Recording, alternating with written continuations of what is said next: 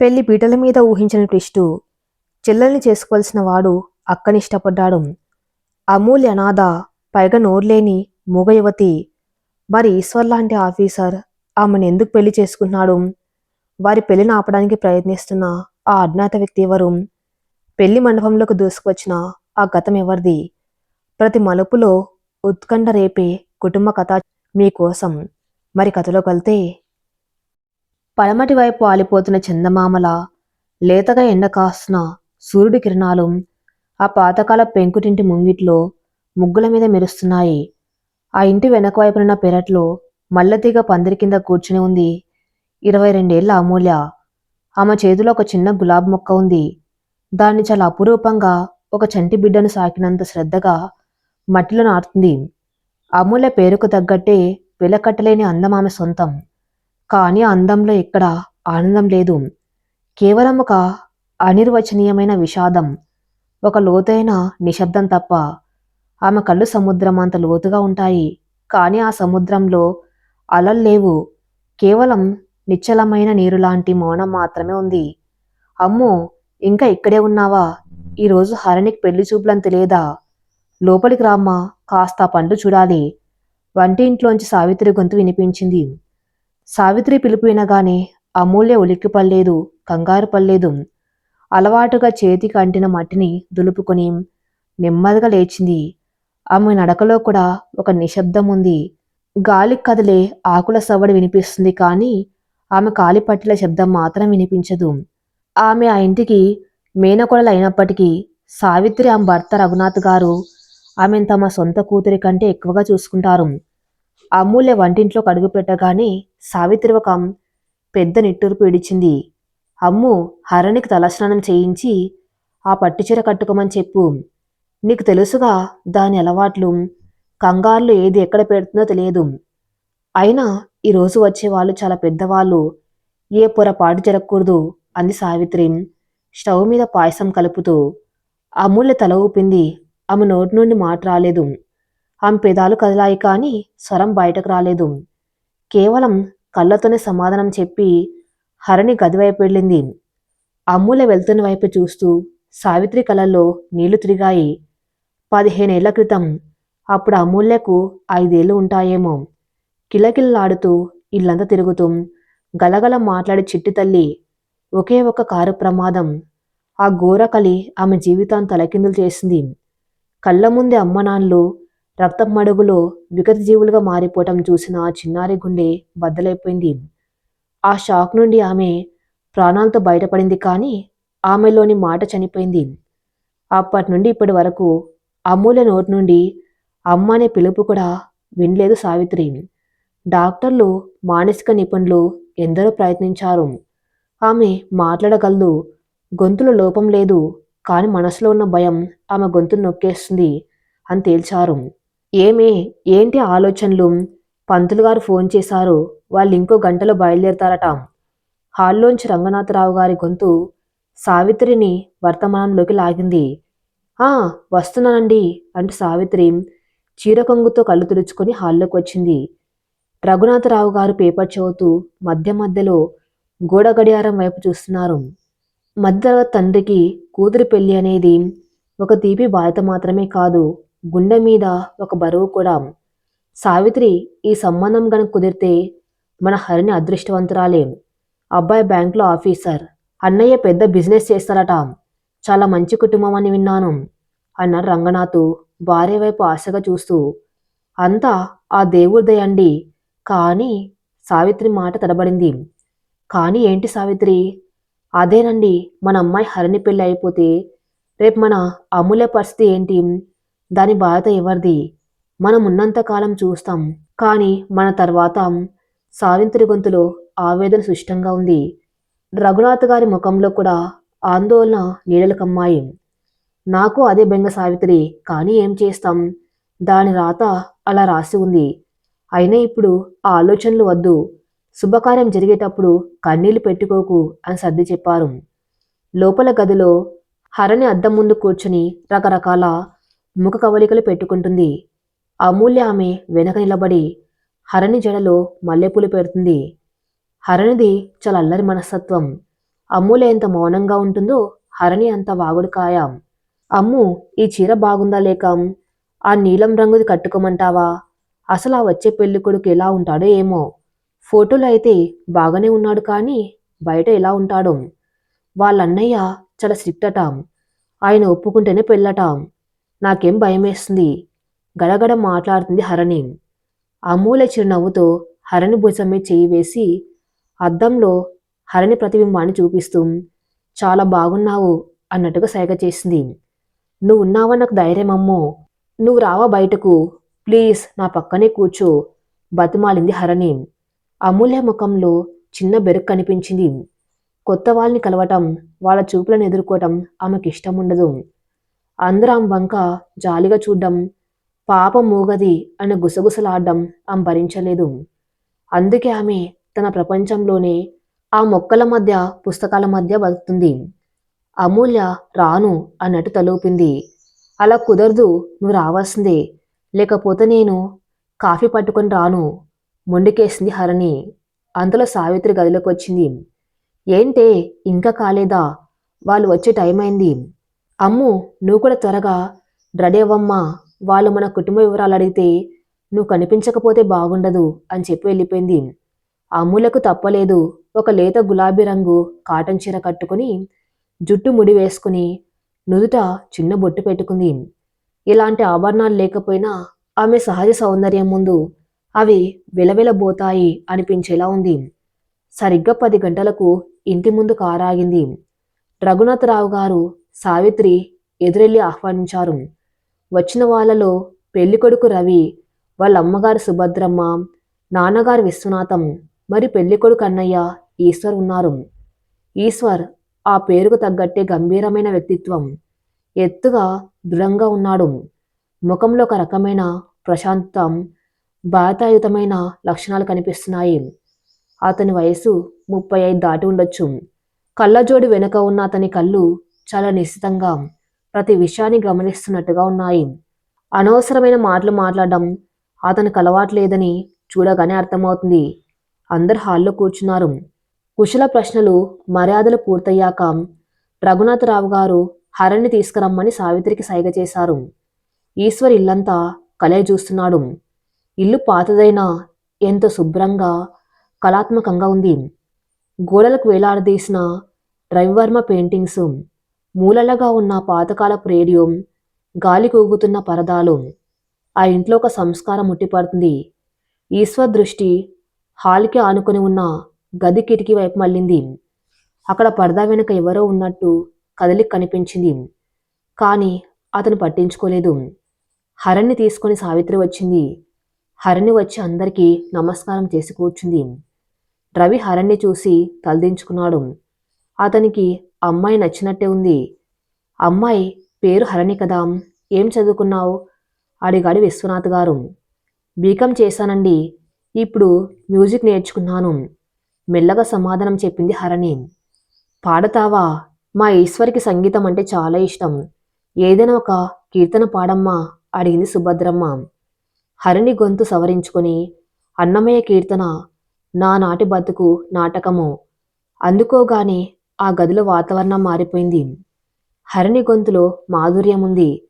అందరూ మైమరిచి వింటున్నారు. అయితే ఈశ్వర్ చూపులు మాత్రం అప్రయత్నంగా ఆ కిటికీ వైపు వెళ్ళాయి. అక్కడ పరదా చాటున సగం కనిపిస్తూ సగం కనిపించినట్టుగా నిలబడి ఉంది అమూల్య. ఆమె చూపులు హరణి మీద కేంద్రీకృతమై ఉన్నాయి. ఆమె కళ్ళల్లో హరణి పట్ల ఉన్న ప్రేమ, ఒక తెలియని దిగులు ఈశ్వర్ గమనించాడు. ఆమె అక్కడ ఉన్నవారి ఎవరి వైపు చూడడం లేదు. కేవలం తన సోదరిని చూసుకుని మురిసిపోతుంది. అమూల్య ముఖంలో ఉన్న ప్రశాంతం, ఆ నిశ్శబ్దం ఈశ్వర్ని కట్టిపడేశాయి. ఈ రోజుల్లో అమ్మాయిలో ఉండే ఆర్భాటం, కృత్రిమత్వం ఆమెలో లేవు.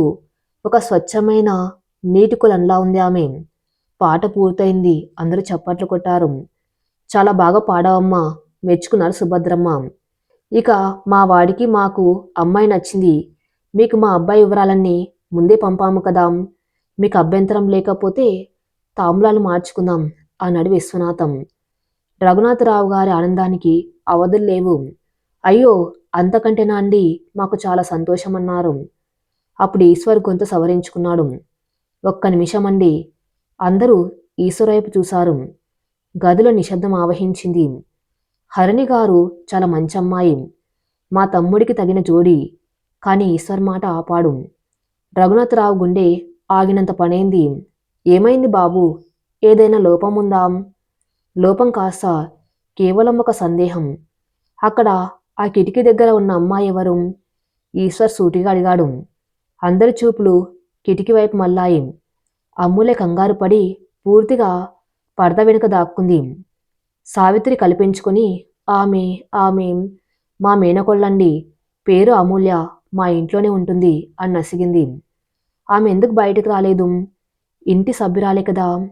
ఈశ్వర్ ప్రశ్నలో కుతూహలం కంటే ఏదో తెలియని శ్రద్ధ ఉంది. రఘునాథరావు గారు నీళ్ళెంలారు. అది బాబుగారు. ఆ అమ్మాయికి చిన్నప్పుడే ఒక యాక్సిడెంట్ అయింది. అప్పటి నుండి షాక్లో మాట్లాడలేదు. ఎవరితోనూ కలవదు. మానసిక సమస్య అని కాదు కానీ భయం ఎక్కువ. అందుకే బయటకు రాలేదు. ఏమైనా తప్పు జరిగిందా? ఆ మాట వినగానే ఈశ్వర్ ముఖంలో ఎటువంటి భావం మారలేదు. కానీ అతని మనసులో ఒక బలమైన ఆలోచన మొదలైంది. ఒకవైపు చలాకీగా సంతోషంగా ఉన్న హరిణి, మరోవైపు చీకట్లో నిశ్శబ్దంలో మగ్గిపోతున్న అమూల్య. ఆమెనొకసారి ఇక్కడికి పిలవగలరా? అడిగాడు ఈశ్వర్. ఎందుకు బాబు? పాపం అది భయపడుతుంది అంది సుభద్రమ్మ కొడుకు ప్రవర్తన అర్థం కాక. పర్లేదమ్మా, కేవలం పరిచయం చేసుకోవడానికి. మనం రేపు వియ్యంకులు అవుతున్నాం కదా, ఇంట్లో వాళ్ళందరినీ కలవాలి కదా అన్నాడు ఈశ్వర్ స్థిరంగా. సావిత్రి వెళ్ళి అమూల్యను బలవంతంగా తీసుకువచ్చింది. అమూల్య తల వంచుకొని నీల చూపులు చూస్తూ వచ్చి హరిణి పక్క నిలబడింది. ఆమె చేతులు వణుకుతున్నాయి. ఆ వణుకును గమనించిన ఈశ్వర్ మనసు ద్రవించింది. ఆమె మౌనం వెనక ఉన్న రోదన అతనికి వినిపించింది. ఈశ్వర్ లేచి నిలబడ్డాడు. రఘునాథరావు గారు, హరిణి గారికి మా రవికి పెళ్లి చేయటం మాకు చాలా సంతోషం. కానీ నాకు ఇంకో చిన్న కోరిక ఉంది అన్నాడు ఈశ్వర్. ఏంటో చెప్పండి బాబు అన్నారు రఘునాథం. మీ ఇంటి నుండి కేవలం ఒక కోడల్ని మాత్రమే కాదు, 2 దీపాలను మా ఇంటికి తీసుకెళ్లాలని అనుకున్నాను అన్నాడు ఈశ్వర్ సూటిగా అమూల్య వైపు చూస్తూ. అందరు అయోమయంగా చూశారు. అర్థం కాలేదు. అర్థం కాలేదా సార్? నేను అమూల్యని పెళ్లి చేసుకోవాలనుకున్నాను. ఆ మౌనాన్ని, ఆ బాధను నేను తీసుకుంటాను అనేసాడు ఈశ్వర్. ఆ మాట బాంబు పేలినట్టుగా ఆ గదిలో ప్రధ్వనించింది. సుభద్రమ్మ నోట మాట రాలేదు. ఏరా, ఏమంటున్నావు? ఆమె మాట్లాడలేదు కదా. అమ్మ, మాటలు రాని వాళ్ళు మనసుతో మాట్లాడతారు. నాకు కావాల్సింది మాటల గారడి కాదు, మనసు స్వచ్ఛత. అది అమూల్యలో నాకు కనిపించింది అని చాలా ప్రశాంతంగా చెప్పాడు ఈశ్వర్. అమూల్య ఒక్కసారిగా తల ఎత్తి ఈశ్వర్ వైపు చూసింది. ఆమె కళ్ళల్లో ఆశ్చర్యం, భయం, అవిశ్వాసం అన్నీ ఒక్కసారిగా కదిలాయి. తనను, ఒక మూగదాన్ని, ఈ దర్గా ఉన్న వ్యక్తి పెళ్లి చేసుకుంటా అంటున్నాడా? ఇది కళా నిజమా? హరిణి కూడా షాక్లో ఉండిపోయింది. రఘునాథరావు గారైతే కాళ్ళ కింద భూమి కదిలినట్టుగా ఫీల్ అయ్యారు. బాబు, మీరు ఆవేశంలో అంటున్నారేమో. మా అమ్మాయి పరిస్థితి మీకు పూర్తిగా తెలియదు. అది ఎవరితోనూ కలవదు.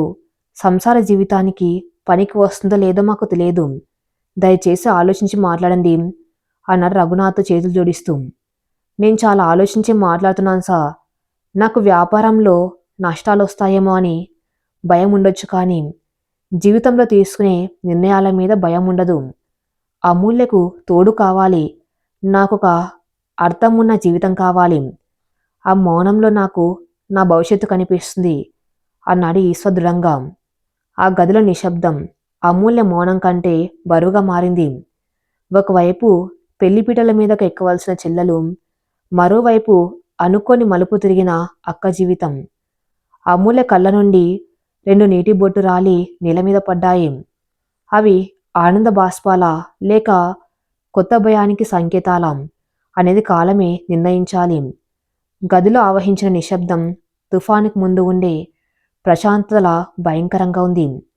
గోడ గడియారం ముళ్ళు కదిలే శబ్దం టిక్ టిక్ మని అందరి గుండె చప్పులతో పోటీ పడుతుంది. ఈశ్వర్ మాటలకు సుభద్రమ్మ ముఖం పాలిపోయింది. ఆమె కళ్ళల్లో ఆశ్చర్యం మెల్లగా, ఆగ్రహంగా, ఆవేదనగా మారుతుంది. పక్కనే ఉన్న విశ్వనాథం గారు మాత్రం కొడుకు వైపు దీర్ఘంగా చూస్తున్నారు. ఆయనకి ఈశ్వర్ మనస్తత్వం తెలుసు. వాడు ఏదైనా నిర్ణయం తీసుకుంటాడంటే దానికి బలమైన కారణం ఉంటుంది. కాని మరి ఇలాంటి నిర్ణయమా? ఈశ్వర్ సుభద్రమ్మ గొంతులో కన్నీటి జీర, కోపం రెండు కలిసి వినిపించాయి. ఏం మాట్లాడుతున్నావో తెలిసే మాట్లాడుతున్నావా? అది ఆ అమ్మాయి అంట అమూల్య వైపు వేలు పెట్టి చూపించబోయి మళ్ళీ ఆగిపోయింది. అమూల్యను చూస్తే ఎవరికైనా జాలి కలుగుతుంది తప్ప కోపం రాదు. అంత దీనంగా భయంతో వణికిపోతూ నిలబడింది ఆమె. అమ్మా, నేను పూర్తిగా తెలివిగానే మాట్లాడుతున్నాను. ఆవేశంతో తీసుకున్న నిర్ణయం కాదు ఇది. ఈశ్వర్ స్వరం నిలకడగా ఉంది. కాదురా, నీకు తెలియదు. పెళ్ళంటే నూరేళ్ల పంట. ఏదో దానధర్మాలు చేసినట్టు, త్యాగాలు చేసినట్టు ఉండకూడదు. రేపొద్దున నీ కష్టసుఖాలు పంచుకోవడానికి ఒక మనిషి ఉండాలి. నీకు అన్నం పెట్టి నీ బాగోగులు చూసుకునే భార్య కావాలి. ఈ అమ్మాయి పాపం మంచిదే కావచ్చు, కానీ నీ స్థాయికి, నీ చదువుకి, నీ హోదాకి తగినదా? నలుగురిలో పార్టీలకు వెళ్ళినప్పుడు, బంధువుల ఇళ్లకు వెళ్ళినప్పుడు ఆమె నీ పక్కన ఉంటే సుభద్రం మాటలు తడబడుతున్నాయి. ఆమె ఉద్దేశం అమూల్యను కించపరచడం కాదు, తన కొడుకు భవిష్యత్తు ఏమవుతుందన్న భయం. అమూల్యక ఆ మాటలు బాకుల్లో గుచ్చుకుంటున్నాయి. ఆమెకు తెలుసు తను ఎందుకు పనికిరానని, తను ఒక భారమని. ఆమె కళ్ళు చెమ్మగిల్లాయి. ఇక అక్కడ ఒక్క క్షణం కూడా ఉండలేకపోయింది. గట్టిగా ఊపిరి పీల్చుకొని వెనక్కి తిరిగి విసావిసా తన గదిలోకి పరిగెత్తింది. అమ్ము, సావిత్రి పిలిచింది. కానీ అమూల్య ఆగలేదు. అమూల్య వెళ్ళిపోగానే వాతావరణం కొంచెం తేలికపడినట్టు అనిపించిన సమస్య మాత్రం అలాగే ఉంది. రఘునాథరావు గారు చేతులు కట్టుకుని నిలబడ్డారు. అమ్మ సుభద్రమ్మ గారు చెప్పింది నిజమే బాబు. మా అమూల్య బంగారమే, కాని దాని మౌనం దానికి శాపం. మీరు దయతో జాలితో పెళ్లి చేసుకుంటానంటే మేము ఒప్పుకోలేం. ఎందుకంటే జాలి ఎప్పుడు ప్రేమగా మారదు. కొన్నాళ్ళకది బరువుగా మారుతుంది. అప్పుడు మీరు బాధపడతారు. దాన్ని చూసి మేం బాధపడతాం. చాలా పరిణితితో మాట్లాడారు రఘునాథం. ఈశ్వర్ చిరునవ్వు నవ్వాడు. ఆ నవ్వులో ఒక రకమైన జ్ఞానం ఉంది. అంకుల్, మీరు జాలి అంటున్నారు, అమ్మాయి ఏమో హోదా అంటుంది. కానీ నేను చూసింది వేరు. ఇందాక హరిణి పాట పాడుతున్నప్పుడు మీ అందరి దృష్టి హరిణి మీద ఉంది. కానీ ఆ అమ్మాయి దృష్టి మాత్రం హరిణి మీదే ఉంది. తన చెల్లెలు బాగా పాడుతుందని మురిసిపోయింది. తన కళ్ళల్లో అసూయ లేదు, ఆనందం తప్ప. ఈ రోజుల్లో సొంత అక్క చెల్లెళ్ళే ఒకరిని చూసి ఒకరు ఊర్వలేని పరిస్థితి. అలాంటిది తన జీవితం చీకట్లో ఉన్న చెల్లెల జీవితం వెలుగులో ఉండాలని కోరుకునే స్వచ్ఛమైన మనసు ఆమెది. ఈశ్వర్ కాసేపు ఆగి తన తల్లి వైపు తిరిగాడు. అమ్మా, నువ్వన్నావు కదా నా కష్టసుఖాలు పంచుకోవడానికి మనిషి కావాలని. మాటలు వచ్చిన వాళ్ళు మాత్రం మనసు విప్పి మాట్లాడుతున్నారా? రోజు ఆఫీసులో, సమాజంలో ఎంతమందిని చూస్తున్నాను. గంటల తరబడి మాట్లాడతారు. కానీ అందులో నిజమెంత, ప్రేమ ఎంత? అవసరం కోసం మాట్లాడే మాటలే ఎక్కువ. నాకు మాటలు గారడి చేసే భార్య వద్దు. నా మౌనాన్ని అర్థం చేసుకునే తోడు కావాలి. అమూల్య మౌనంలో నాకు ఆ ప్రశాంతత కనిపించింది. ఈశ్వర్ మాటలకు విశ్వనాథం గారు తల పంకించారు. వాడు చెప్పింది ఆలోచించదగ్గ మాట సుభద్ర. అయినా వాడు చిన్నపిల్లవాడు కాదు, 35 ఏళ్ళు. వాడికేం కావాలో వాడికి తెలుసు. సుభద్రమ్మ ఇంకా పూర్తిగా ఒప్పేసుకోలేదు. మీరు బాగానే వెనకేసుకొస్తున్నారు, కానీ రేపు సంసారం చేసేది వాడు. ఆ అమ్మాయికి ఇంటి పనులు వచ్చో రాదో, బాధలు తెలుసో తెలియదు. సావిత్రి కల్పించుకుంది. అయ్యో, ఆ భయం మీకు వద్దండి. మా అమ్ముళ్ళకి వంటొచ్చు, ఇంటి పని వచ్చు. అది చేతిలో ఉంటే లక్ష్మీదేవి తిరగాడినట్టే ఉంటుంది ఇల్లు. కాకపోతే నోరు లేదు అంతే, అంది సావిత్రి తన మేనకోడల్ని సమర్థిస్తూ. రవి ఇప్పటిదాకా మౌనంగా ఉన్నవాడు అన్నయ్య దగ్గరకు వచ్చాడు. అన్నా, నీ ఇష్టం నాకు ముఖ్యం, కానీ బాగా ఆలోచించుకో, తొందరపాటు వద్దు. నేను నిర్ణయించుకున్నాను రవి. అయితే ఇప్పుడు ఈ విషయం ఇక్కడితో ఆపేద్దాం. రఘునాథరావు గారు, మా నిర్ణయం ఇది. హరిణి రవి పెళ్లి జరగాలంటే నాకు అమూల్యతో పెళ్లి జరగాలి అని నేను కండిషన్ పెట్టడం లేదు. అది బ్లాక్మెయిల్ అవుతుంది, కానీ నాకు పెళ్ళి అంటూ జరిగితే అది అమూల్యతోనే జరగాలి. అని నా మనసు చెబుతుంది. మీరు ఆలోచించుకోండి.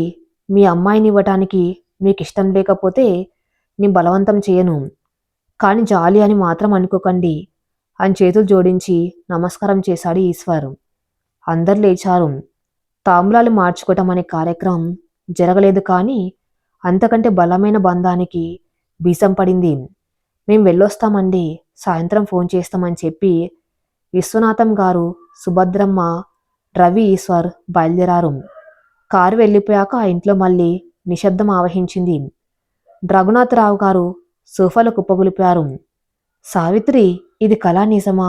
అసలేం జరుగుతుంది? మన అమూల్యకి అంత గొప్ప సంబంధమా? సావిత్రి కళ్ళలో నీళ్లు తిరుగుతున్నాయి.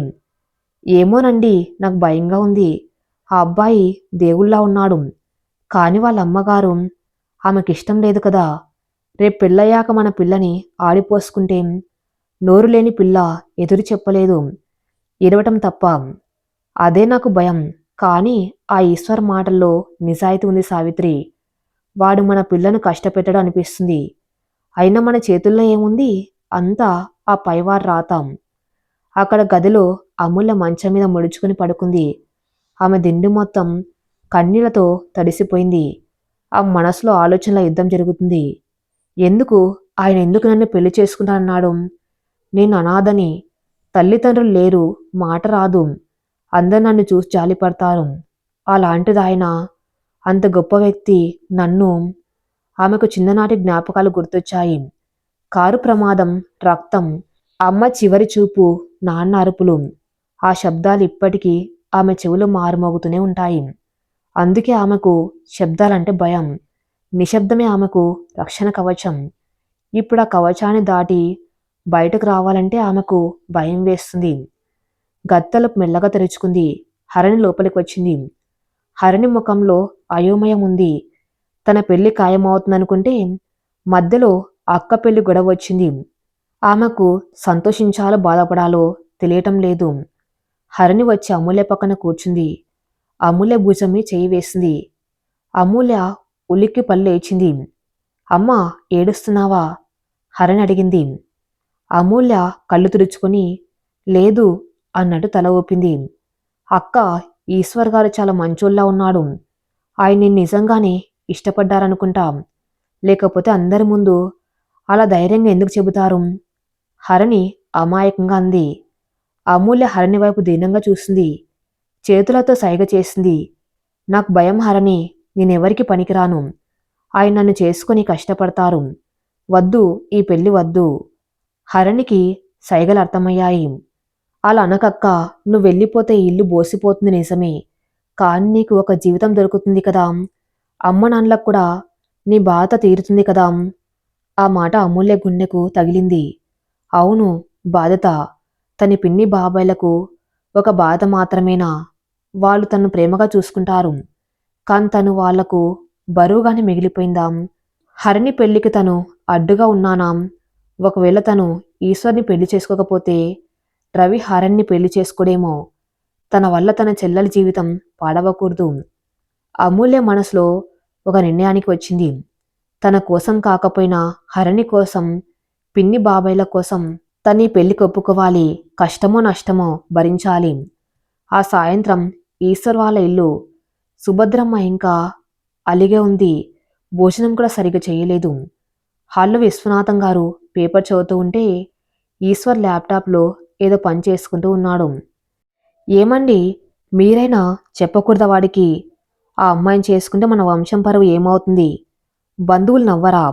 సుభద్రమ్మ మళ్ళీ మొదలుపెట్టింది. విశ్వనాథం గారు పేపర్ కింద పెట్టి గ్లాసెస్ తీశారు.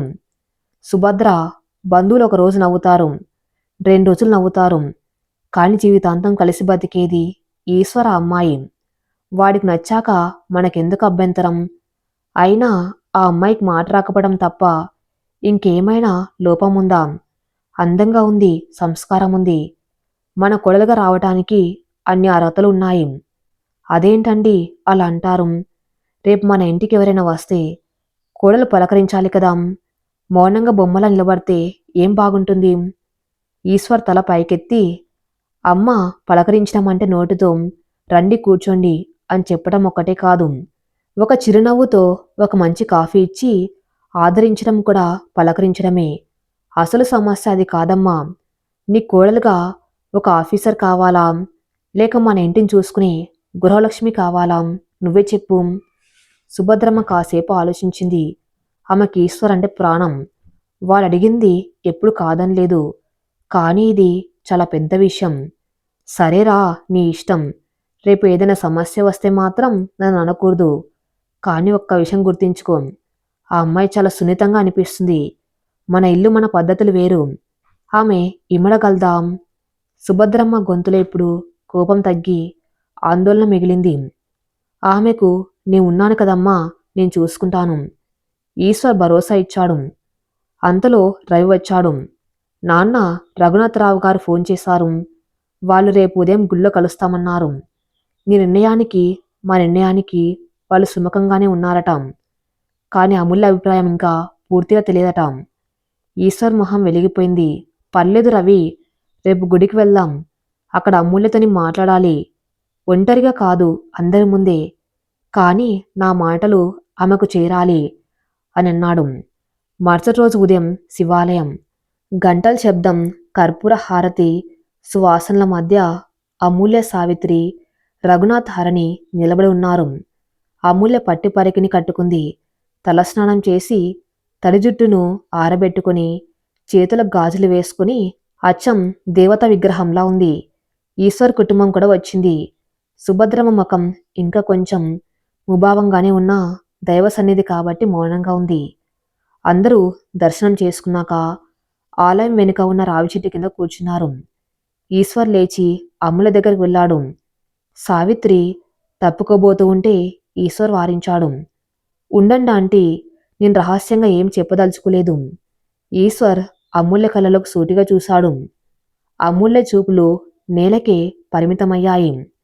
అమూల్య గారు, ఈశ్వర్ పిలిచాడు. అమూల్య మెల్లగా తల ఎత్తింది. నాకు తెలుసు, మీకు చాలా సందేహాలు, భయాలు ఉన్నాయి.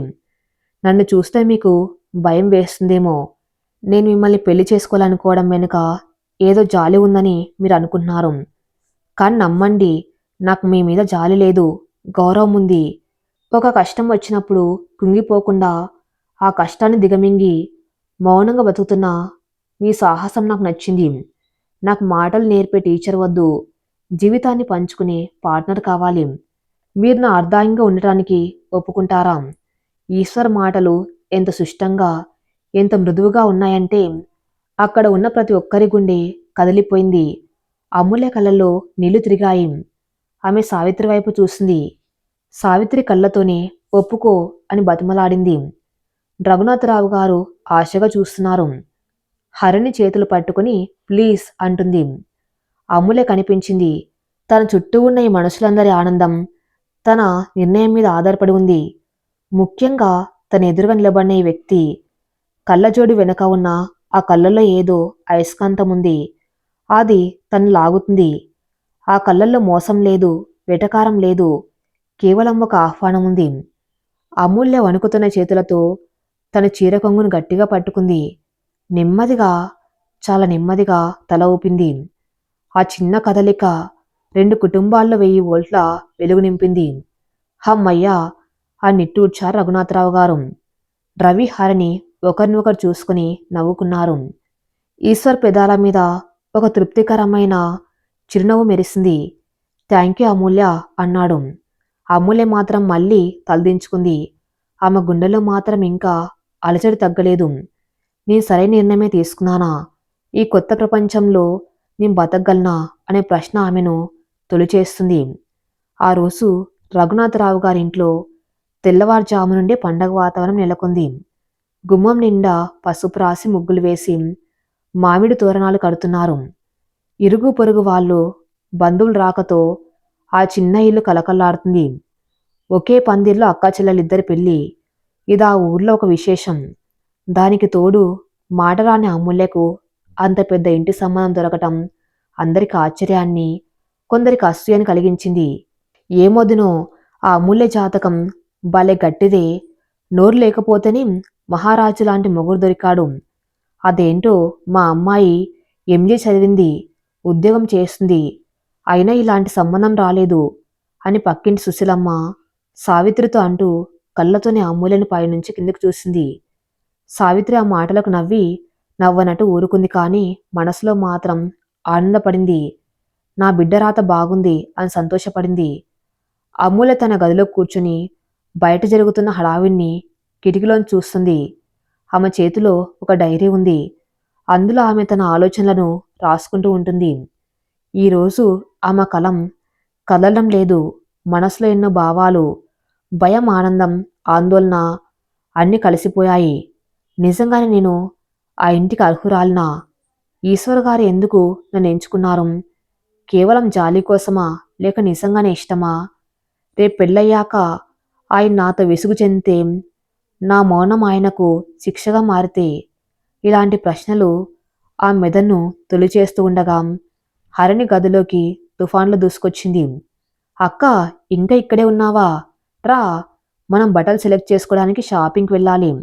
బావగారు ఈశ్వర్ గారు కార్లు తీసుకుని వస్తున్నారు అని అమూల్య చేయి పట్టుకుని లాగింది. అమూల్య మురాయించింది. బయటకు వెళ్ళటం, అందరి చూపులు తన మీద పడ్డం ఆమెకిష్టం లేదు. ప్లీజ్ అక్క, ఈ ఒక్కసారికి పెళ్లి పట్టు చీరలు మనమే ఎంచుకోవాలి కదా, రావా ప్లీజ్, బతిమాలింది హరిణి. అమూల్య నిట్టూర్చి లేచి తయారైంది. బట్టల షాపులో పట్నంలోనే పెద్ద పేరున్న కాంచీపుర వస్త్రాలయం. ఏసి చల్లదనం, రంగురంగుల పట్టుచీరల మెరుపులు కళ్ళు మిరిమిట్లు గొలిపేలా ఉన్నాయి.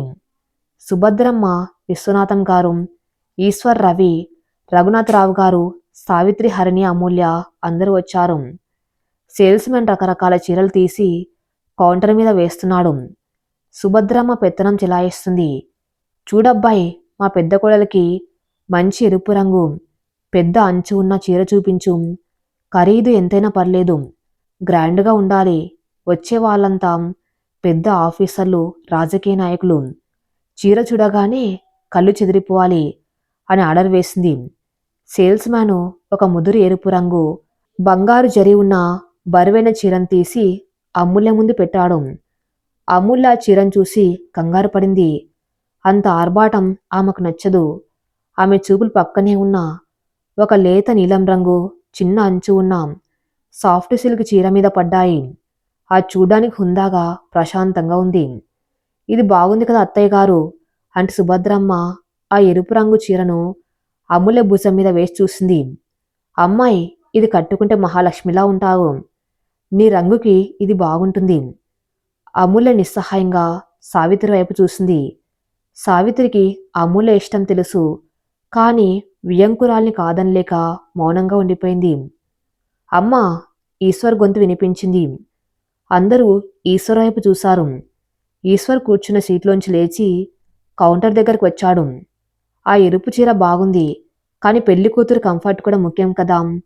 అమూల్య గారికి ఎలాంటి రంగులు ఇష్టమో అడిగారా? ఈశ్వర్ చాలా సాత్వికంగా అడిగాడు. సుభద్రమ్మ చిన్నగా నవ్వింది. దానికేం తెలుసురా, చిన్నపిల్ల. అయినా ఇలాంటి విషయాల్లో పెద్దవాళ్లే నిర్ణయం తీసుకోవాలి. ఈశ్వర్ అమూల్య కళ్ళలోకి చూశాడు. అమూల్య, నీకే చీర నచ్చింది? భయపడకుండా చూపించు అన్నాడు. అమూల్య తటపటాయించింది. ఈశ్వర్ చూపుల్లోని భరోసా ఆమెకు ధైర్యాన్నిచ్చింది. ఆమె వణుకుతున్న వేలుతో ఆ లేత నీలం రంగు చీరను చూపించింది. సుభద్రం ముఖం చిట్లించుకుంది. అదేంటి, అది పేవలంగా ఉంది. గుడికి వెళ్ళేటప్పుడు కట్టుకునే చీరలా ఉంది. పెళ్లిపీటల మీద అది బాగోదు. అమ్మా, ఈశ్వర్ అడ్డుకున్నాడు. అందం చీరలో ఉండదు, కట్టుకునే మనిషిలో ఉంటుంది. ఆ రంగు అమూల్య మనస్తత్వానికి అద్దం పడినట్టు ఉంది. ప్రశాంతంగా, నిర్మలంగా. ఆమెకదే కావాలి.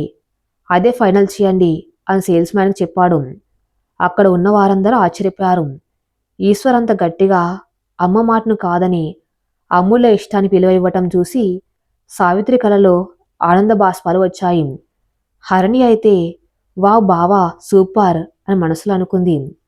సుభద్రమ్మకు కోపం వచ్చినా కొడుకు ముందు ఏమనలేక మౌనంగా ఉండిపోయింది. కానీ ఆ మనసులో ఒక ముద్ర పడింది.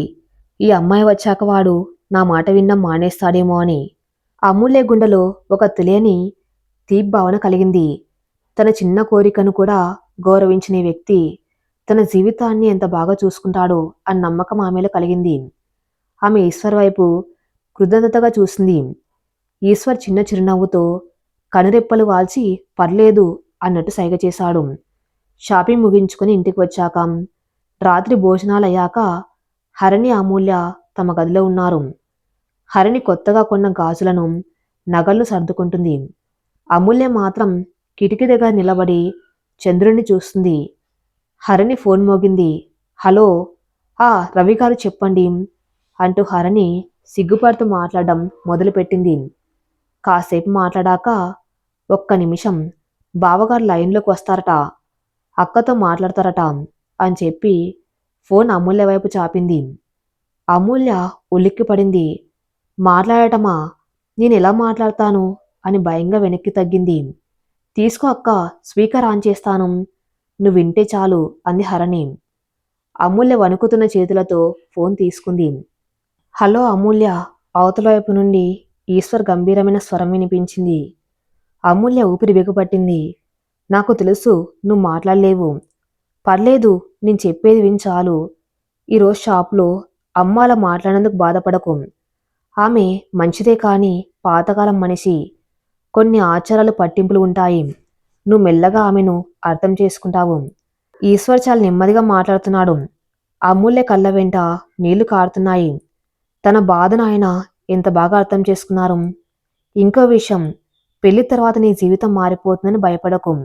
నీకు నచ్చినట్టే నీ ప్రపంచంలోనే నువ్వు ఉండొచ్చు. దానికి తోడుగా నీ ఉంటాను. నీ మౌనం నాకు అడ్డంకి కాదు, అది మన మధ్య ఉన్న వారధి. ఏవైనా చెప్పాలనుకుంటే మెసేజ్ చెయ్యి, లేదా ఫోన్లో ఒకసారి టాప్ చెయ్యి. అది అవును అని 2 సార్లు టాప్ చెయ్యి, అది కాదు అని, సరేనా? అమూల్య వెంటనే ఫోన్ మీద వేలుతో ఒకసారి టక్మని శబ్దం చేసింది. అవతల వైపు ఈశ్వర్ నవ్విన శబ్దం వినిపించింది. గుడ్, పడుకో ఇప్పుడు. రేపు చాలా పనులు ఉంటాయి. Good night. గుడ్ నైట్ అని మనసులో అనుకుంటూ అమూల్య ఫోన్ కట్ చేసింది. ఆ రాత్రి ఆమెకు చాలా ప్రశాంతంగా నిద్రపట్టింది. ఎన్నో ఏళ్ల తర్వాత ఆమెకు భవిష్యత్తు మీద ఆశ కలిగింది. పెళ్లికి 2 రోజుల ముందు నలుగు కార్యక్రమం జరుగుతుంది. బంధువులంతా చేరారు. అమూల్యకు హరిణికి పసుపు రాసి నూనె పెట్టి స్నానం చేయించడానికి సిద్ధం చేస్తున్నారు. సావిత్రి, ఆమె చెల్లెలు, వదనులు అంతా కలిసి పాటలు పాడుతూ పసుపు దంచుతున్నారు. సీతమ్మకు చేయిస్తే చింతాకు పథకము అంటూ జానపద పాటలు పాడుతున్నారు. అమూల్యని పీటల మీద కూర్చోబెట్టారు. ఆమె వంటి నిండా పసుపు రాశారు. పసుపు పచ్చని ముఖంతో, నుదుట పెద్ద కుంకుమబొట్టుతో ఆమె అచ్చం అమ్మవారిలా ఉంది. అప్పుడు సుభద్రమ్మ తరపు బంధువు ఒకరు వచ్చారు. పేరు కాంతమ్మ. ఆమెకు నోటి దురద ఎక్కువ. ఏమే సావిత్రి, పిల్ల కలకల్లాడుతుంది కానీ ఆ ముఖంలో ఏదో వెలుతు కనిపిస్తుంది. పాపం, ఇంత అందం ఇచ్చాడు దేవుడు, ఆ గొంతులో మాట ఎందుకు తీసేశాడు అని అందరి ముందు అనేసింది. అప్పటిదాకా నవ్వుతూ ఉన్న సావిత్రి ముఖం చిన్నబోయింది. అదేం లేదండి, మా అమ్మాయి కళ్ళతోనే అన్ని చెబుతుంది అని సర్ది చెప్పబోయింది. కళ్ళతో చెబితే సంసారం సాగుతుందా ఏంటి? రేపు మొగుడుతో సరసాలాడాలన్నా, అత్తగారితో దెబ్బలాడాలన్నా నోరుండాలి. అయినా ఈశ్వర్ బాబుకి ఏ పోయేకాలం వచ్చి ఈ పిల్లని చేసుకున్నాడు. ఏదో లోపం ఉండే ఉంటుంది ఆ అబ్బాయిలో. లేకపోతే ₹1,00,00,000 కట్నం వచ్చే సంబంధాలను కాదని ఈ మూగ పిల్లని ఎందుకు చేసుకుంటాడు అని కాంతమ్మ విషం చిమ్మింది. ఈ మాటలు అమూల్య చెవిన పడ్డాయి. ఆమె గుండెలో రాయి పడ్డట్టయింది. నిజమేనా? ఆయనలో ఏదైనా లోపముందా? లేక నా మీద జాలితోనే చేసుకుంటున్నారా? అందరు నన్ను ఒక అసంపూర్ణమైన మనిషిగాని చూస్తున్నారా? ఆమె కళ్ళల్లో నీళ్లు సుడి తిరిగాయి. పసుపు రాస్తున్న సావిత్రి అది గమనించి, ఏడవకు తల్లి, అశుభం, ఎవరో ఏదో వాగుతారు, మనం పట్టించుకోకూడదు అని బుజ్జగించింది. కాని అమూల్య మనసు గాయపడింది. ఆ గాయం ఎంత లోతుగా ఉందంటే ఆమెకు ఆ క్షణం అక్కడి నుండి పారిపోవాలనిపించింది. సాయంత్రం మెహందీ ఫంక్షన్. హరిణి చేతుల నిండా గోరింటాకు పెట్టుకొని అటు ఇటు తిరుగుతూ అందరికీ చూపిస్తుంది. ఆమె చేతిలో రవి అనే అక్షరాలు దాగి ఉన్నాయి. అమూల్య చేతికి కూడా గోరింటాకు పెడుతున్నారు. ఆమె అరచేతిలో ఈశ్వర్ అనే పేరు రాస్తూ ఉంటే ఆమె శరీరం జల్దరించింది. ఆ పేరులో ఏదో శక్తి ఉంది. అప్పుడే అక్కడికి రవి, ఈశ్వర్ వచ్చారు. పెళ్లి కొడుకులు కాబట్టి రాకూడదని పెద్దవాళ్ళు అంటున్నాం, ఒక్కసారి చూసి వెళ్తాం అని వచ్చారు. ఈశ్వర్ అమూల్య దగ్గరికి వచ్చాడు. అమూల్య తలదించుకొని కూర్చుంది. గోరింటాకు ఎర్రగా పండితే భర్త బాగా ప్రేమిస్తాడట అని పక్కనెవరో జోక్ చేశారు. ఈశ్వర్ నవ్వి, ప్రేమ అనేది చేతి రంగులో ఉండదు, మనసు లోతుల్లో ఉంటుంది. అమూల్య చేతిలో రంగు పండినా పండకపోయినా నా ప్రేమ మాత్రం ఎప్పటికీ తగ్గదు అన్నాడు అందరికి వినిపించేలా. ఆ మాటతో కాంతమ్మ లాంటి వాళ్ళ నోళ్ళు మూతపడ్డాయి. అమూల్య తల ఎత్తి చూసింది. ఈశ్వర్ కళ్ళల్లో ఒక ఛాలెంజ్ కనిపించింది. ఈ ప్రపంచం ఏమన్నా సరే నేను నీకు తోడుగా ఉంటాను అని ఛాలెంజ్. కానీ విధి వక్రించటం అప్పుడే మొదలైంది.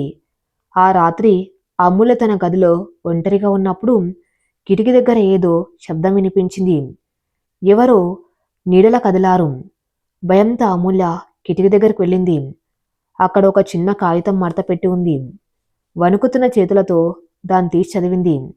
అందులో ఇలా రాసి ఉంది, ఈ పెళ్లి చేసుకోవద్దు, ఈశ్వర్ మంచివాడు కాదు, ఆయన వెనుక ఒక చీకటి గతం ఉంది, నీ జీవితం నాశనం చేసుకోకు, ఒక శ్రేయోభిలాషి. అమూల్య గుండె ఆయనంత పనైంది. కాగితం చేతిలోంచి జారిపడింది. ఎవరు రాశారిది? ఇందులో నిజమేంత? ఈశ్వర్ గారి గురించి తనకు తెలియంది ఏమైనా ఉందా? ఇందాక కాంతమ్మన్న మాటలు నిజమేనా? పెళ్లికింకా ఒక్కరోజే ఉంది. ఇప్పుడు ఈ విషయం ఎవరికి చెప్పాలి, ఎలా చెప్పాలి? ఒకవేళ చెబితే పెళ్లి ఆగిపోతుందా? హరిణి పెళ్లి కూడా ఆగిపోతుందా? అమూల్య మెదల్లో నరాలు తెగిపోయేంత ఆవేదన. ఆమె కాగితాన్ని చించి పరేయాలా, లేక దాచుకుని నిలదీయాలా? ఆమె ఈశ్వర్ ఫోన్ నెంబర్ వైపు చూసింది. కాల్ చేద్దామా వద్దా? ఆమె సందిగ్ధంలో ఉండగానే సావిత్రి గదిలోకి వచ్చింది. అమ్ము, పడుకోలేదా ఇంకా? రేపు ఉదయమే గౌరీ పూజ ఉంది అంటూ లైట్ ఆపేసింది. చీకటి గదిలో అమూల్య కళ్ళు మాత్రం భయంతో, అనుమానంతో వెలుగుతూనే ఉన్నాయి.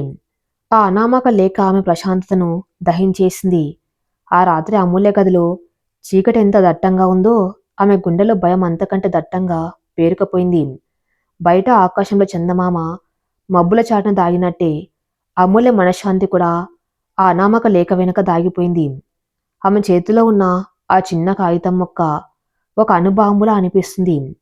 ఈశ్వర్ మంచివాడు కాదు, ఆయన వెనుక ఒక చీకటి గతముంది. ఈ వాక్యాలు ఆమె కళ్ళ ముందు నాట్యం చేస్తున్నాయి. ఎవరు రాసి ఉంటారు? ఇది నిజమా, లేక తన పెళ్లి చెడగొడ్డానికి ఎవరు ఆడుతున్న నాటకమా? అమూల్య మంచం మీద కూర్చుని మోకాలలో తలదాచుకుంది. ఆమెకు ఏడవాలని ఉంది, కానీ కన్నీళ్ళు రావటం లేదు. కేవలం ఒక దిగ్భ్రాంతి, ఒక అనిశ్చితి. తన జీవితంలో మొదటిసారి ఒక ఆశ చిగురించింది. ఈశ్వర్ రూపంలో ఒక వెలుగు కనిపించింది. ఆ వెలుగు నిజమైంది కాదా? అది కేవలం తనను దహించే మంటనా? పక్క గదిలో నుండి సావిత్రి, రఘునాథరావు గారు మాట్లాడుకున్న శబ్దాలు వినిపిస్తున్నాయి. అమ్మయ్యా, ఎట్టకేలకు రేపు ఉదయం ముహూర్తం. హరిణికి అమూల్యకి ఒకేసారి పెళ్లి చేయటం మన అదృష్టం సావిత్రి. అమూల్య జాతకం ఎంత బాగుందో చూడు, చివరి నిమిషంలో అంత గొప్ప సంబంధం వచ్చింది. రఘునాథరావు గొంతులో సంతోషం, తృప్తి సుష్టంగా వినిపిస్తున్నాయి. ఆ మాటలు వింటూ ఉంటే అమూల్య గుండె బరువెక్కిపోయింది.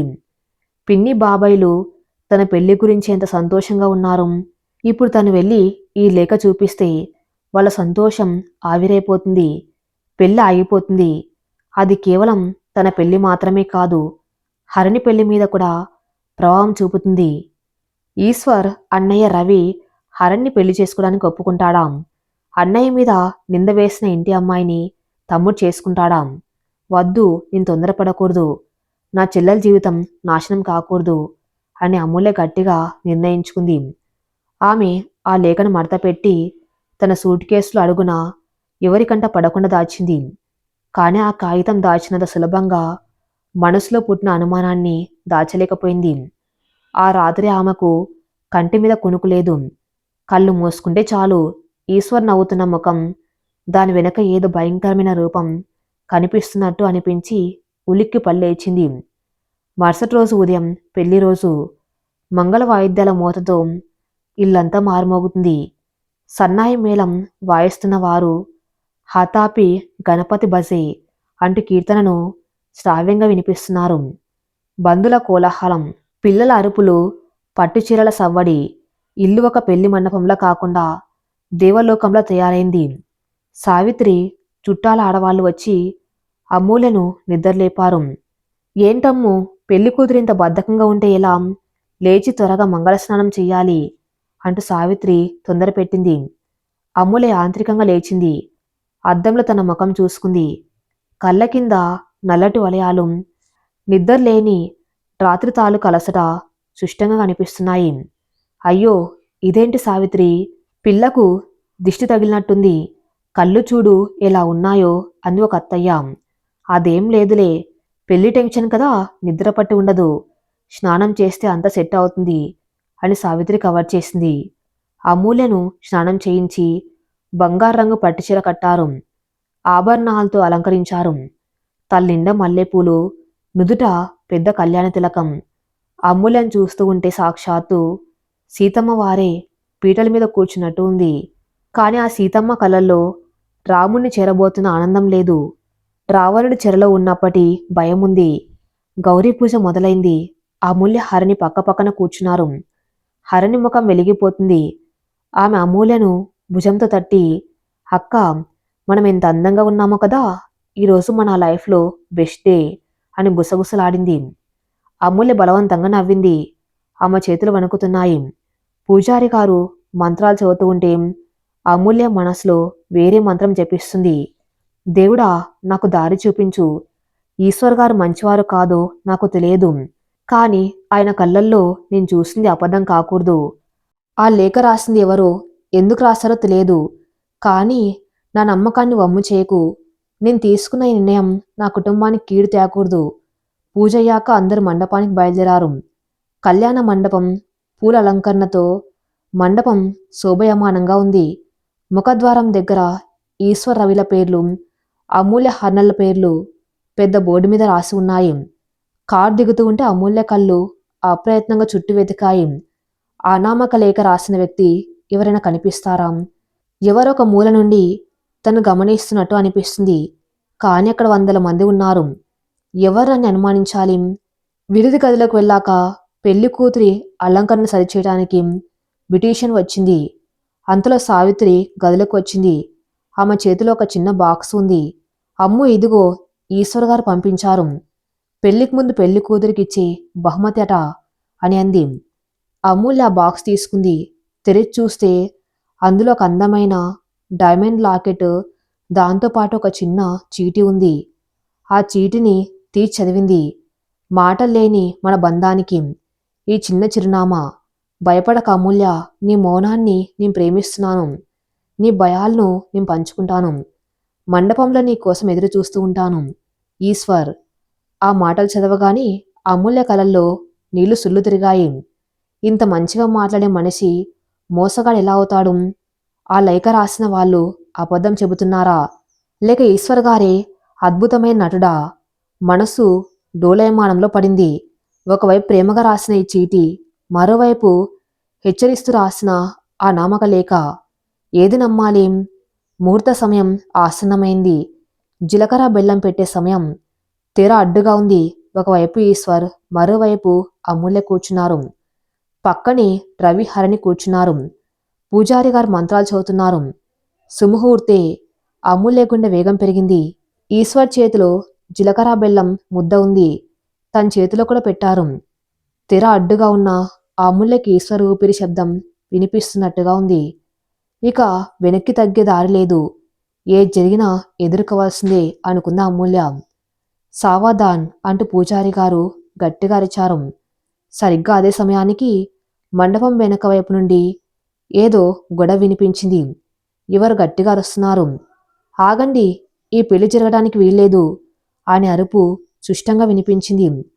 అందరూ లిక్కిపడ్డారు. మంగళ వాయిద్యాలు ఆగిపోయాయి. మండపంలో నిశ్శబ్దం ఆవహించింది. ఈశ్వర్ ముఖంలో చిన్న మార్పు కూడా లేదు. కాని సుభద్రమ్మ, విశ్వనాథం గారు కంగారుగా లేచారు. రఘునాథరావు గారు వేదిక దిగి కిందికి వెళ్లారు. అక్కడ మండపం ద్వారం దగ్గర ఒక స్త్రీ నిలబడి ఉంది. జుట్టు చెరిగిపోయి కళ్ళల్లో పిచ్చి చూపులతో ఉంది. ఆమెను సెక్యూరిటీ వాళ్ళు అడ్డుకున్నారు. వదిలేయ్ నన్ను, నేను ఈశ్వర్ని కలవాలి, వాడు నా జీవితం నాశనం చేశాడు. ఇప్పుడు ఇంకో అమ్మాయి జీవితం నాశనం చేయడానికి ఒప్పుకోను అని ఆమె అరుస్తుంది. అమూల్య గుండె ఆగినంత పనైంది. ఆ అనామక లేఖలో రాసింది నిజమేనా? ఈశ్వర్ ఒక స్త్రీ జీవితాన్ని నాశనం చేశాడా? అందరి చూపులు ఈశ్వర్ వైపు మళ్ళాయి. ఈశ్వర్ నెమ్మదిగా పీటల మీద నుండి లేచాడు. చేతిలో ఉన్న జీలకర్ర బెల్లం కింద పెట్టాడు. అతని ముఖంలో భయం లేదు, కాని ఒక రకమైన బాధ, విసుగు కనిపిస్తున్నాయి. అతను వేదిక దిగి ఆ స్త్రీ దగ్గర నడిచాడు. శారద, ఈశ్వర్ గొంతులో కోపం లేదు, జాలి ఉంది. ఇక్కడ ఎందుకు వచ్చావు? ఎందుకు వచ్చానా? నువ్వు పెళ్లి చేసుకున్నావని తెలిసి వచ్చాను. నన్ను పిచ్చి ఆసుపత్రిలో పడేసి నువ్వు మాత్రం దర్జాగా పెళ్లి చేసుకుంటావా? ఆ స్త్రీ ఈశ్వర్ చొక్క పట్టుకొని నిలదీసింది. మండపంలో గుసగుసలు మొదలయ్యాయి. చూసారా, నీ ముందే చెప్పాను ఏదో లోపం ఉంటుందని. పాపం అమూల్య బలైపోయింది అని కాంతమ్మ లాంటి వాళ్ళు అప్పుడే తీర్పులు ఇవ్వటం మొదలుపెట్టారు. సుభద్రమ్మకు స్పృహ తప్పినంత పనైంది. ఎవరు నువ్వు? నా కొడుకు గురించి ఏం మాట్లాడుతున్నావు అని అరిచింది. అమూల్య తెర వెనక నుండి లేచి నిలబడింది. ఆమె కాళ్ళు వణుకుతున్నాయి. తన భయం నిజమైంది. తన జీవితం ఆరంభం కాకముందే అంతమైపోతుందా? ఈశ్వర్ అందరి వైపు తిరిగాడు. దయచేసి అందరు శాంతించండి. ఇది మీరు అనుకున్నట్టు కాదు. కాదా? అబద్ధం చెప్పక ఈశ్వర్. నువ్వు నన్ను ప్రేమించావు, నన్ను మోసం చేశావు. ఆ స్త్రీ గట్టిగా ఇవ్వటం మొదలుపెట్టింది. రఘునాథరావు గారు ముందుకు వచ్చారు. బాబు, ఏంటిది? అసలు ఈమెవరు? మీకు ఈమెకు ఉన్న సంబంధం ఏంటి? పెళ్లి పీటల మీద మాకు ఈ అవమానం ఏంటి? ఆయన గొంతులో ఆవేదన కట్టలు తెంచుకుంది. ఈశ్వర్ ఒక దీర్ఘ నిట్టూరు పిడిచారు. మామయ్య గారు, ఈమె పేరు శారద, నా కాలేజ్ ఫ్రెండు. అంతకు మించి మా మధ్య ఏమీ లేదు. ఈమె మానసిక స్థితి సరిగ్గా లేదు. గత 3 ఏళ్లుగా చికిత్స తీసుకుంటుంది. నా మీద ఒక రకమైన అబ్సెషన్ పెంచుకుంది. నేను ఎన్నిసార్లు చెప్పినా అర్థం చేసుకోవటం లేదు. వాడు అబద్ధం చెబుతున్నాడు. నన్ను పిచ్చిదాన్లా చిత్రీకరిస్తున్నాడు. శారద అరుస్తూనే ఉంది. అక్కడ పరిస్థితి గందరగోళంగా మారింది. కొందరు ఈశ్వర్ నమ్ముతున్నారు, కొందరు అనుమానంగా చూస్తున్నారు. అప్పుడు ఆ గందరగోళం మధ్యలో నుండి అమూల్య నడుచుకుంటూ వచ్చింది. ఆమె నడకలో తడబాటు లేదు, కళ్ళల్లో నీళ్ళేవు. ఆమె నేరుగా ఈశ్వర్ దగ్గరికి వచ్చింది. ఈశ్వర్ అమూల్య వైపు ఆశ్చర్యంగా చూశాడు. అమూల్య ఈశ్వర్ కళ్ళలోకి సూటిగా చూసింది. అతని కళ్ళల్లో నిజాయితీ ఉందా లేదా అని ఆ మనస్సు అని త్రాసులో తూచింది. ఆ తర్వాత ఆమె శారద వైపు తిరిగింది. శారద ఇంకా అరుస్తూనే ఉంది. అమూల్య శారద దగ్గరికి వెళ్ళి ఆమె చేతిని పట్టుకుంది. ఆ స్పర్శతో శారద ఒక్కసారిగా ఆగిపోయింది. అమూల్య చూపుల్లో ఏదో శక్తి ఉంది. అది శారదను శాంతింపజేసింది. అమూల్య శారద కళ్ళలోకి చూసి నెమ్మదిగా తల అడ్డంగా ఊపింది. నువ్వు చెప్పేది అబద్ధం అన్నట్టుగా. శారద అయోమయంగా చూసింది. నువ్వు నమ్మటం లేదా? నిన్ను కూడా మోసం చేస్తాడు అంది. అమూల్య తన చేతిని ఈశ్వర్ వైపు చూపించింది. ఆ తర్వాత తన గుండె మీద చేయి వేసుకుంది. ఆయన నా నమ్మకం అని సైగ చేసింది. అందరూ ఆశ్చర్యపోయారు. ఒక్క మాట కూడా రాని అమూల్య ఇంత పెద్ద గొడవలో ఈశ్వర్ పక్షాన్ని నిలబడ్డం అందర్నీ నివ్వెరపరిచింది. ఈశ్వర్ కళల్లో కృతజ్ఞత నిండింది. థ్యాంక్స్ అమూల్య అన్నాడు మెల్లగా. అంతలో శారద తల్లిదండ్రులు అక్కడికి పరిగెత్తుకుంటూ వచ్చారు. క్షమించండి బాబు, క్షమించండి. మిమ్మల్ని ఇబ్బంది పెట్టకూడదని గదిలో బంధించాం.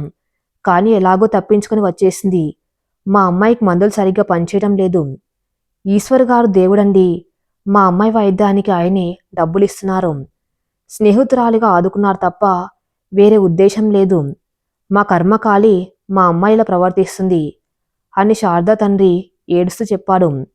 ఆ మాటలతో నిజం బయటపడింది. మండపంలో ఉన్న మేఘాలు విడిపోయాయి.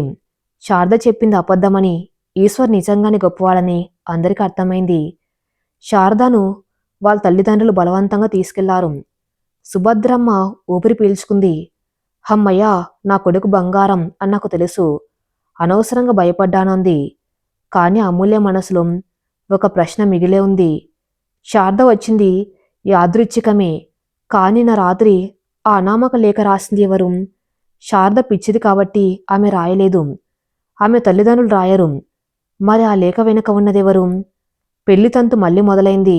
ఈశ్వర్ అమూల్య మళ్ళీ పీటల మీద కూర్చున్నారు. సుముహూర్తే అంటూ పూజారి మళ్ళీ మంత్రం చదివారు. ఈసారి ఎలాంటి అవాంతరము లేకుండా ఈశ్వర్ అమూల్య తల మీద జీలకర్ర బెల్లం పెట్టాడు. ఆ స్పర్శతో అమూల్య శరీరంలో విద్యుత్ ప్రవహించినట్టయింది. ఓ కొత్త బంధం, ఓ కొత్త బాధ తన తల మీద చేరినట్టు అనిపించింది. అమూల్య కూడా ఈశ్వర్ తల మీద చేపెట్టింది. ఆ క్షణం వారిద్దరి కళ్ళు మెరిశాయి. ఆ చూపుల్లో వేల మాటలు ఉన్నాయి. నన్ను నమ్మినందుకు కృతజ్ఞతలు అని ఈశ్వర్ చూపులు చెబుతూ ఉంటే, నా నమ్మకాన్ని వమ్ము చేయకండి అని అమూల్య చూపులు వేడుకుంటున్నాయి. మాంగళ్యధారణ జరిగింది. 3 ముళ్ళు పడ్డాయి. సప్తపది నడిచారు. అమూల్య ఈశ్వర్ భార్యాభర్తలయ్యారు. పక్కనే హరిణి రవిల పెళ్లి కూడా ఘనంగా జరిగింది. కానీ అమూల్య మెళ్ళు తాళిపడుతూ ఉన్నప్పుడు మండపంలో ఒక మూల నిలబడి ఉన్న ఒక వ్యక్తి ముఖంలో క్రూరమైన నవ్వు కనిపించింది. ఆ వ్యక్తి ఎవరో ఎవరికీ తెలియదు. కానీ అమూల్య జీవితంలో తుఫాను ఇప్పుడే మొదలైందని ఆ నవ్వు సూచిస్తుంది. అప్పగింతల కార్యక్రమం. సావిత్రి, రంగనాథరావు గారు కన్నీళ్లతో కూతులను సాగనంపుతున్నారు. అమ్మో జాగ్రత్తమ్మా, ఈశ్వర్ గారిని దైవంగా భావించు, హరిని అల్లరి తగ్గించి బుద్ధిగా ఉండు అని సావిత్రి బోధిస్తుంది. అమూల్య పిన్నిని గట్టిగా హత్తుకుంది. ఆమె కళ్ళ నుండి దారగా కన్నీళ్లు వస్తున్నాయి. పుట్టింటిని, తనను పెంచిన వాళ్ళను వదిలి వెళ్తూ ఉంటే ప్రాణం పోతున్నట్టుగా ఉంది. ఈశ్వర్ వచ్చి రఘునాథరావు గారి చేతులు పట్టుకున్నాడు. మామయ్య గారు, అమూల్య గురించి బెంగ పెట్టుకోకండి. ఆమె కళ్ళల్లో కన్నీళ్లు రాకుండా చూసుకునే బాధ్యత నాది. ఆ మాటతో రఘునాథరావు గారు కాస్త కుదుటపడ్డారు. అందరూ కారులో ఎక్కారు. కారు కదిలింది. అమూల్య కిటికీలోంచి వెనక్కి చూస్తుంది. దూరం అవుతున్న ఇల్లు, చేతులు ఊపుతున్న పిన్ని బాబాయిలు. ఒక అధ్యాయనం ముగిసింది. కారులో ఈశ్వర్, అమూల్య పక్కపక్కనే కూర్చున్నారు. ఈశ్వర్ అమూల్య చేతిని తన చేతుల్లోకి తీసుకున్నాడు. ఇప్పుడు చెప్పు అమూల్య, నిన్న రాత్రి నీకు నిద్ర పట్టలేదు కదా అడిగాడు ఈశ్వర్. అమూల్య ఉలిక్కిపడి ఈశ్వర్ వైపు చూసింది. ఆయనకెలా తెలిసింది? నీ కళ్ళు చెబుతున్నాయి, అంతేకాదు నీ మనసులో ఏదో అలజడి ఉంది. శారద విషయంలో నువ్వు నన్ను నమ్మావు, కానీ ఇంకా ఏదో నిన్ను తెలుస్తుంది. అదేంటో నాకు తెలియదు, కానీ మనం ఇంటికి వెళ్ళాక అన్నీ మాట్లాడుకుందాం. ఏ రహస్యాలు వద్దు, సరేనా? అమూల్య తల ఊపింది. కానీ ఆ మనసులో భయం ఇంకా పోలేదు. ఆ అజ్ఞాత శత్రువు ఎవరు? వాళ్ళు తన కాపురంలో ఎలాంటి చిచ్చు పెడతారు? కారు ఈశ్వర్ ఇంటి వైపు వేగంగా దూసుకెళ్తుంది. కొత్త ఇంట్లో కొత్త మనసుల మధ్య అమూల ప్రయాణం ఎలా సాగుతుందో కాలమే నిర్ణయించాలి. నెక్స్ట్ పార్ట్లో ఈశ్వర్ ఇంటికి అమూల గృహప్రవేశం ఎలా జరుగుతుంది? ఆ అజ్ఞాత వ్యక్తి ఎవరు? శోభనం రాత్రి ఈశ్వర్ అమూల్యతో ఏం మాట్లాడతాడు? అమూల్య తన వద్ద ఉన్న లేఖ గురించి ఈశ్వర్కి చెబుతుందా? ఏం జరుగుతుందో నెక్స్ట్ పార్ట్లో చూద్దాం. నెక్స్ట్ పార్ట్ కోసం నా ఛానల్ని ఫాలో అవుతూనండి. Thank you for listening.